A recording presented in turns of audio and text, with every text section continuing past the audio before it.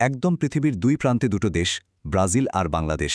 কিন্তু এত দূরত্ব সত্ত্বেও তাদের মধ্যে একটা বেশ অবাক করার মতো অর্থনৈতিক সম্পর্ক আছে।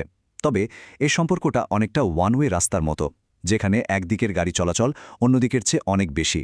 চলুন আজ আমরা এই সম্পর্কের ভেতরটা একটু ঘেঁটে দেখি। আসলেই কি এটা দুই দেশের জন্য একটা সোনার খনি হতে পারে? আচ্ছা, এই সম্পর্কটা বুঝতে হলে আগে দেখতে হবে যে কি লেনদেন হচ্ছে। এই স্লাইডটাই কিন্তু আসল ছবিটা দেখাচ্ছে। দেখুন, ব্রাজিল বাংলাদেশকে চিনি, তুলা, শস্যের মতো জরুরি জিনিসপত্র পাঠাচ্ছে। আর বাংলাদেশ থেকে ব্রাজিলে যা যাচ্ছে তার প্রায় পুরোটাই হলো পোশাক। মানে একদিকে এটা বাংলাদেশের জন্য দারুণ একটা শক্তির জায়গা, কিন্তু অন্যদিকে এটাই আবার একটা বড় দুর্বলতাও তৈরি করছে। আর এই যে একটা ভারসাম্যহীনতার কথা বলছি, এর কিন্তু একটা বিরাট আর্থিক চেহারা আছে।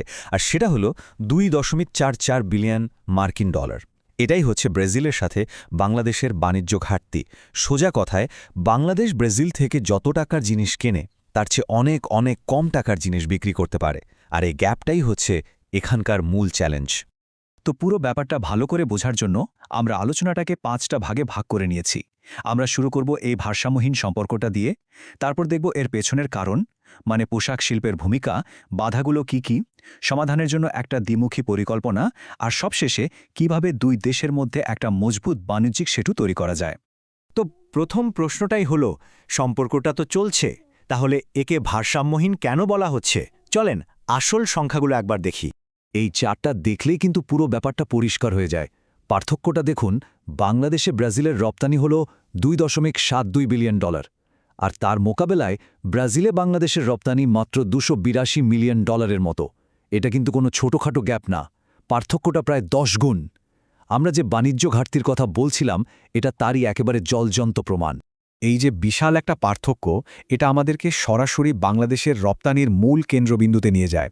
আর সেটাই এই একপাশে অবস্থার কারণটা ব্যাখ্যা করে। আর সেটা কি? হ্যাঁ, দেশের পোশাক শিল্প।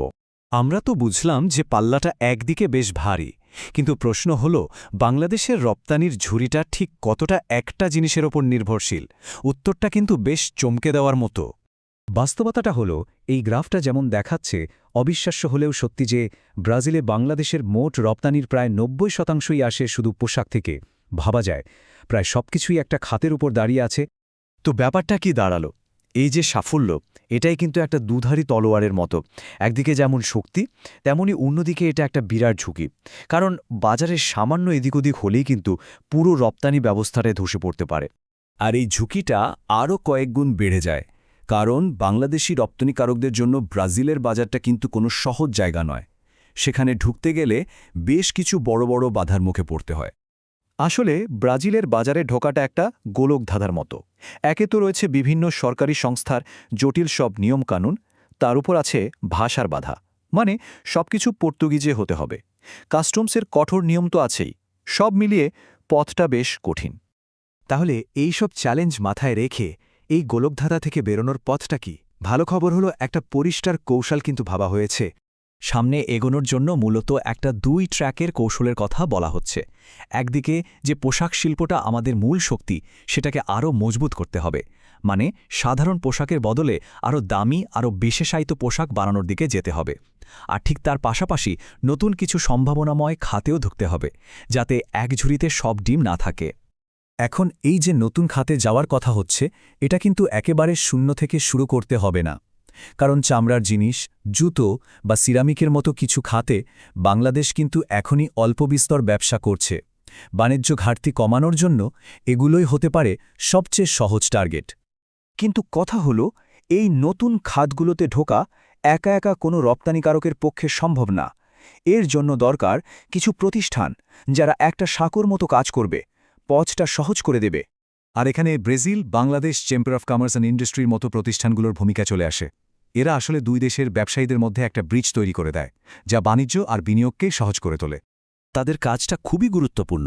যেমন ধরুন, বাজারের সঠিক খবর দেওয়া, আসল ক্রেতা আর বিক্রেতাকে এক জায়গায় নিয়ে আসা, আর ব্রাজিলের সব নিয়মকানুন পালনের জন্য ব্যবসাগুলোকে তৈরি করতে সাহায্য করা।